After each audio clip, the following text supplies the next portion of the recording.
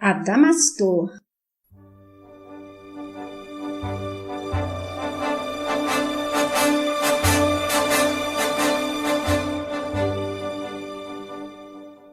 Ícaro redimido.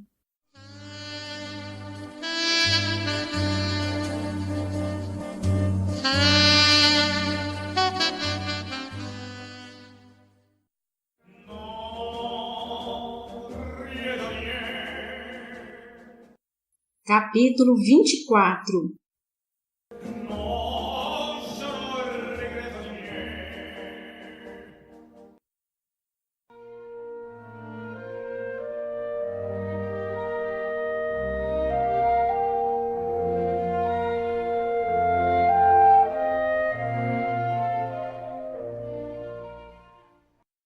Confissões da intimidade.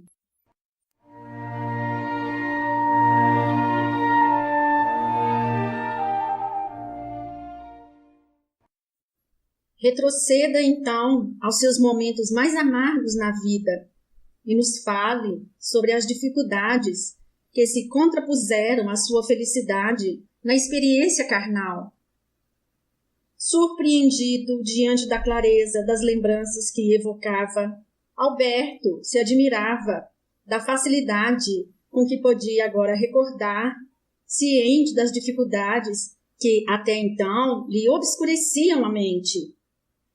A evacuação das emoções mórbidas, retidas em seu psiquismo, permitia-lhe agora maior nitidez da visão mental, embora ainda não detivesse toda a potencialidade mental comum ao desencarnado em equilíbrio em nosso nível evolutivo.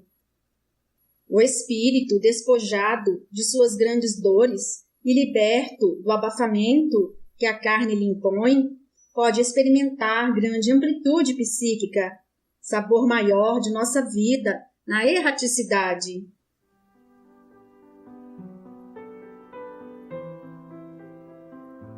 Minha primeira grande frustração na vida foi reconhecer minha pequenez física, sentindo-me franzino, sem condições de enfrentar as mínimas disputas infantis. Inseguro, preferia desistir delas, a me ver derrotado. Todos me olhavam com desdém, como se pelo pouco tamanho eu nada valesse. Além do mais, as horríveis orelhas de ábano e a cabeça desproporcionada me deixavam consternado. Isso o fez recolher-se em si mesmo. Temos aqui uma primeira lição. Seguramente você reencarnou com importante cerceamento físico, limitando sua atuação na vida, por ter se habituado a extrapolá-la em outras existências reencarnatórias, meu amigo. Os espíritos que se agigantam de soberba são levados comumente a renascimentos em organismos frágeis, inibindo-se-lhes a falsa grandeza. Induzido à insegurança e à timidez, você apenas recolhia os reflexos de arrojos inadequadamente alimentados no personalismo, exageros perigosos para o seu equilíbrio evolutivo e sua saúde psíquica. Você engendrou para si mesmo em outro momento essa necessidade e mais tarde poderá compreender isso. Sua mais importante lição na escola terrena foi, seguramente, aprender a respeitar os próprios limites, inibindo antigos vícios de arrogância com que alimentou a alma. Tenha a certeza ainda de que a frustração física serviu-lhe como poderoso estímulo para a conquista de outros valores na vida, na medida em que deixou sua alma vazia de satisfações primárias, excitando-o a preenchê-la com a exaltação da criatividade, conduzindo-o ao melhor cumprimento de sua missão, meu amigo. Compreendo. Tímido, acabrunhado, precisava sempre da proteção de meus irmãos, especialmente do Henrique, da Virgínia e do meu pai, em favor de minha pequenez e acomodei-me no âmbito seguro da família. Mais tarde, quando meu genitor mandou-me para a escola de Minas de Ouro Preto, a fim de fazer-me um engenheiro, como todos em casa, senti-me extremamente inseguro e não suportei a ausência da proteção do lar. Minha timidez me impedia de conversar com qualquer um que gentilmente se aproximasse, procurando ajudar-me. Tomado pela covardia, abandonei a escola, enfrentando a recriminação dos meus pais e as críticas de meus irmãos. Confesso que não dei conta de ficar longe, principalmente de meu pai, meu refúgio seguro diante da extremada insegurança. Meu genitor, sempre bondoso, compreendeu-me. Meus irmãos, entretanto, humilharam-me ainda mais diante do primeiro fracasso na vida.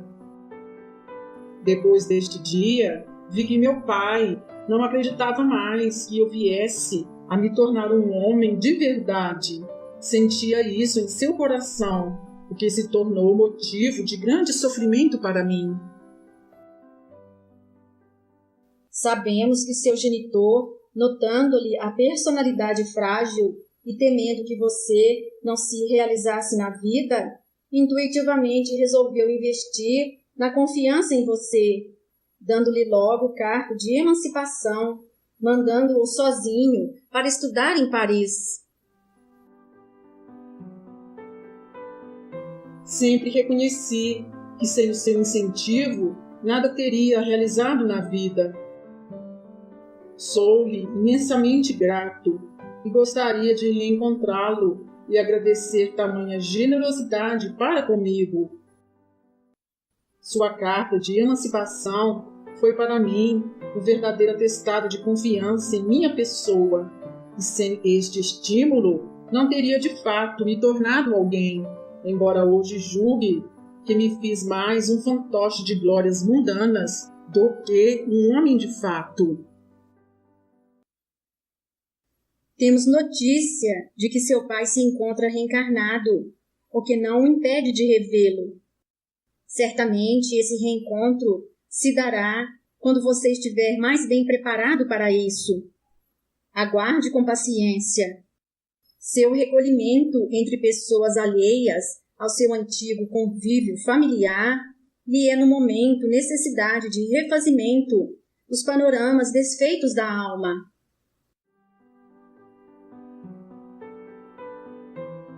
Reconheço que fiz da vida, depois disso, um constante teste para provar a mim mesmo e mostrar ao meu pai que podia me tornar um grande homem. Em sua primeira vitória na vida, ao ganhar o prêmio Deutsch, recordamos que você lamentava a sua ausência. E nos momentos de fracasso também via-me diante dele, como a lhe dever obrigação de acertar sempre, pois passei a viver na intenção de corresponder à confiança que ele havia depositado em mim.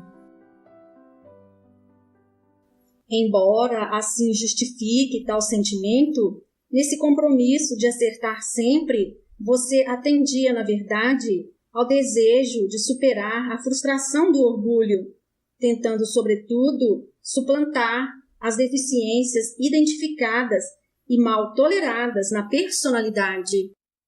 Na verdade, você recalcitrava diante da necessidade de impor limites à egolatria, sedento de projeções na vida, recapitulando velhos hábitos do personalismo doentio.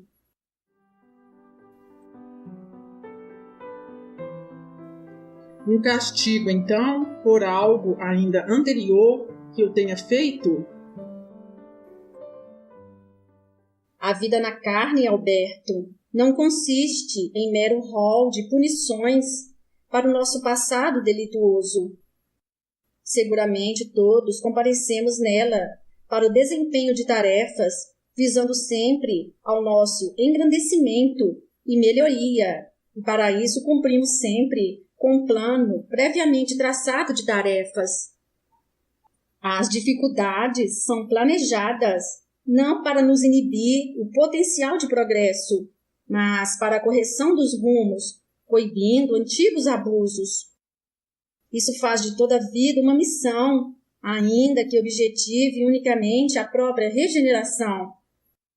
Você renasceu com a tarefa de reformar os errôneos valores arquivados do passado, mas devia também dar sua colaboração em prol do progresso humano. Haverá motivos para isso em seu passado e os conheceremos, se possível. Após breve silêncio, Alberto umedecia os olhos, trazendo à lembrança novos pesares que o moveram na romagem terrena.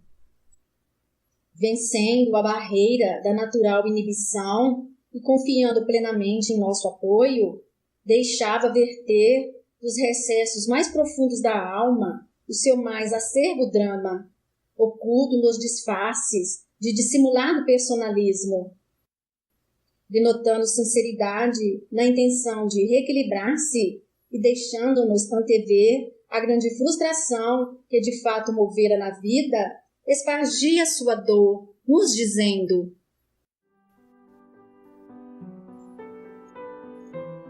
sempre me senti muito mal comigo mesmo.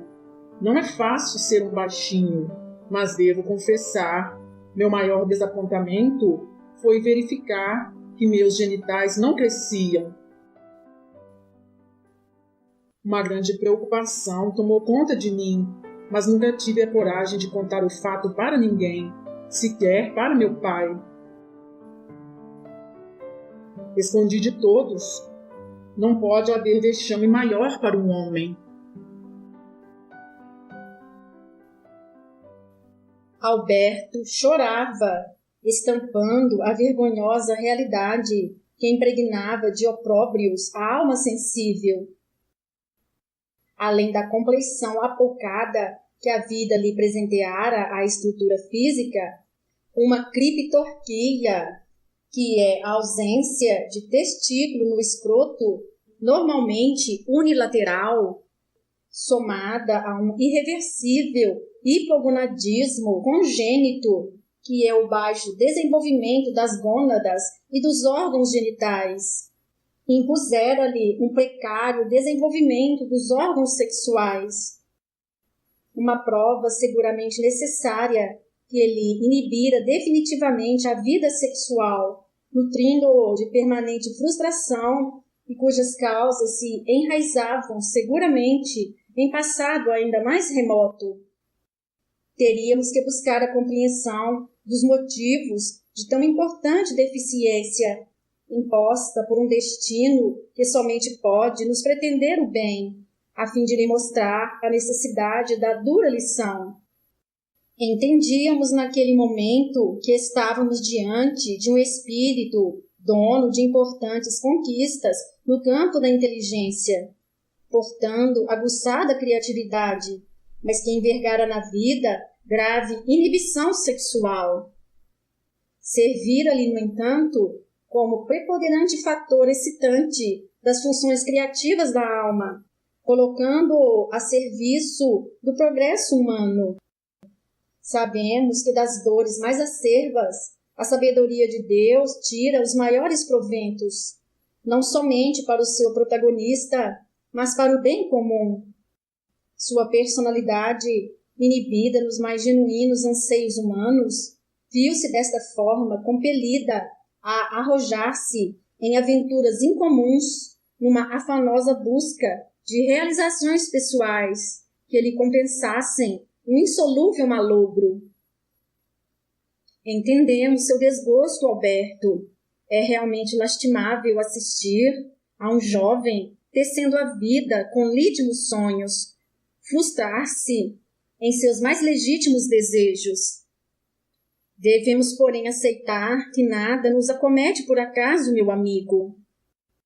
Nascemos com o peso de muitas necessidades de aprimoramento. E, sem dúvida, esta foi uma imposição que visava ali inibir antigos vícios e protegê-lo de sofrimentos ainda maiores. Tenha a certeza disso.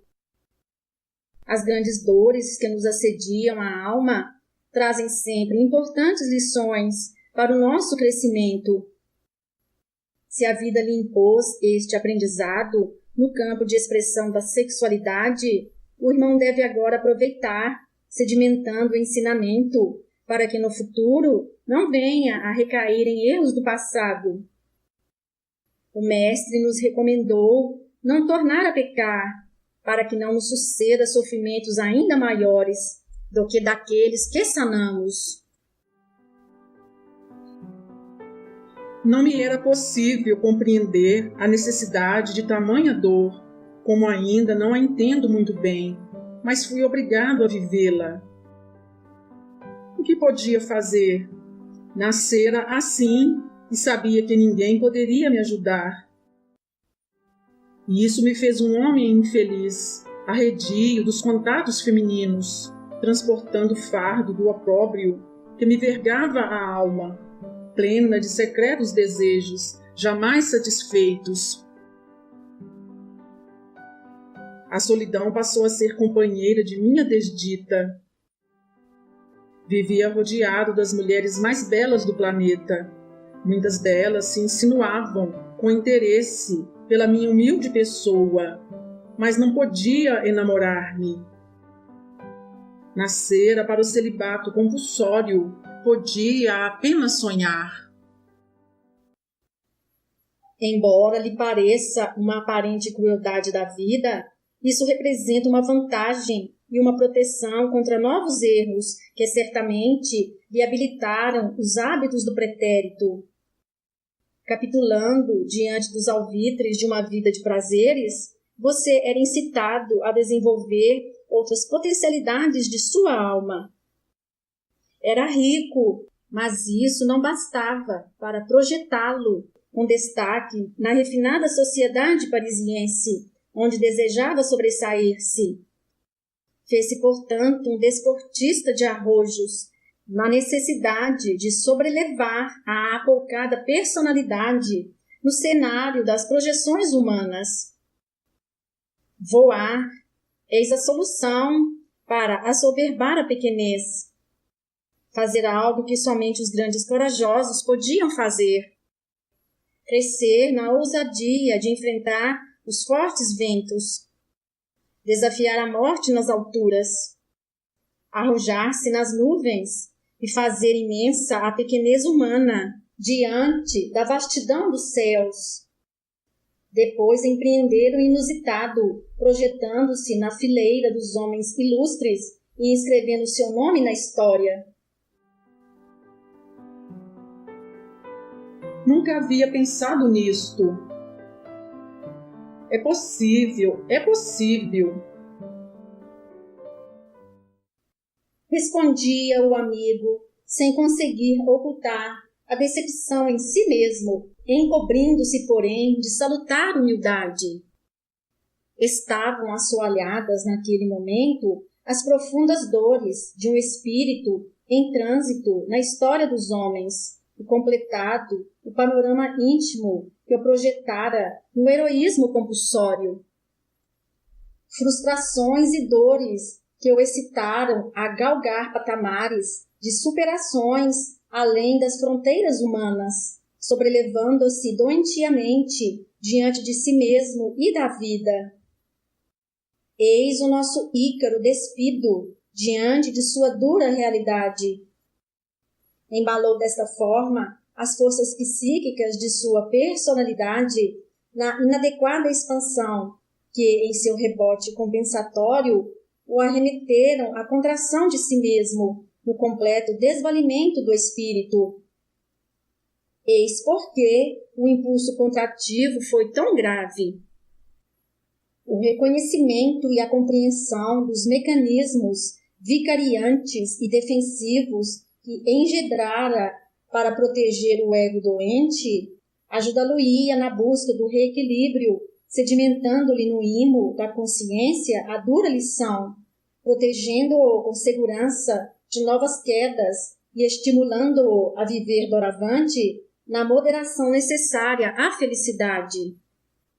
Era conveniente encerrarmos o proveitoso trabalho e deixá-lo a sós, permitindo-lhe salutar reflexão em torno das importantes questões amealhadas nas rememorações do dia. Adelaide, condoída diante da dura realidade vivida por Alberto, interrogou-me posteriormente. Estive pensando, Adamastor, não aprendemos que a carência sempre se segue à hipertrofia? Neste caso, não foi a deficiência sexual que o induziu à exaltação compensatória das energias psíquicas?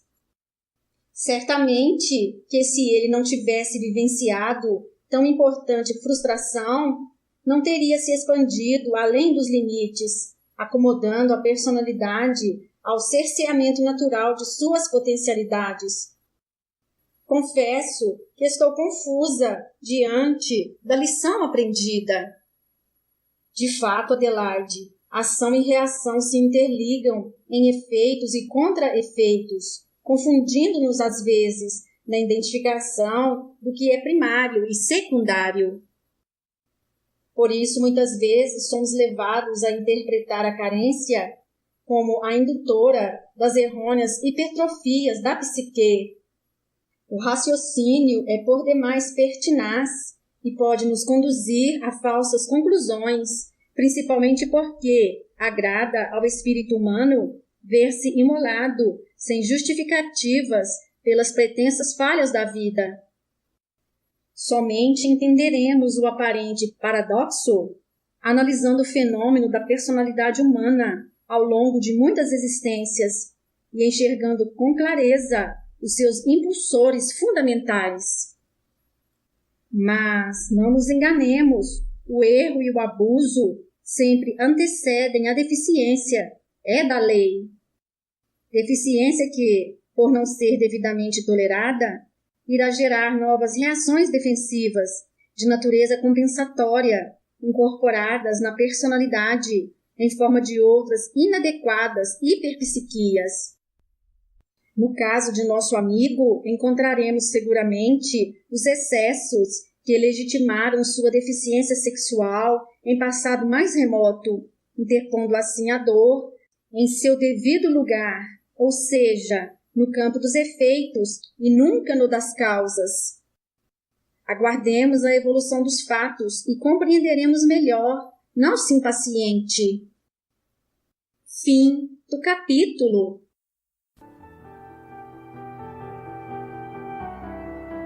E ele lhes propôs esta parábola, dizendo: Que homem dentre vós, tendo 100 ovelhas e perdendo uma delas, não deixa no deserto as 99 e vai após a perdida, até que venha a achá-la? E achando-a, a põe sobre os seus ombros jubiloso. E chegando a casa, convoca os amigos e vizinhos, dizendo-lhes: Alegrai-vos comigo, porque já achei a minha ovelha perdida. Digo-vos que assim haverá mais alegria no céu por um pecador que se arrepende do que por 99 justos que não necessitam de arrependimento. Lucas 15, versículos de 3 a 7.